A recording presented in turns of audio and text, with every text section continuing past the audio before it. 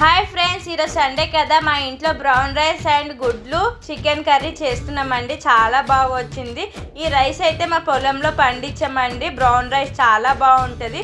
Sugar వాళ్ళు ఉన్న వాళ్ళు తింటే షుగర్ కంట్రోల్ అవుతుందండి. చాలా బాగుంటుంది. హెల్త్ కూడా చాలా మంచిది. ఇది బ్రౌన్ రైస్ ఇది ఎక్కడైనా దొరుకుతుందండి. మార్కెట్లో కానీ కిరాణా షాప్లో కానీ సోనామాసరి బ్రౌన్ రైస్ అంటే ఇచ్చేస్తారు. చాలా మంచిది, తప్పకుండా తినాలండి. ఇక్కడ నేను చికెన్ కర్రీ చేస్తున్నా. ఎలా చేసుకుందాం చూద్దాం రండి. ఫస్ట్ మనము ఆయిల్ వేసుకొని అండ్ ఉల్లిపాయలు పచ్చిమిర్చి మగ్గిన తర్వాత చికెన్ వేసుకోవాలండి. తర్వాత అల్లం వెల్లుల్లి పేస్ట్ ఫ్రెష్గా దంచుకొని వేసుకోవాలి.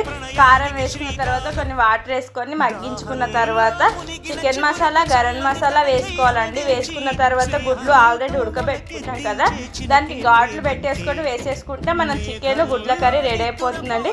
చాలా బాగుంది. బ్రౌన్ రైస్కి అయితే నెక్స్ట్ లెవెల్ ఉంది. కాకపోతే సంగటిలాగా ఉంటుంది. లైక్ చేసి సబ్స్క్రైబ్ చేయొచ్చు కదా.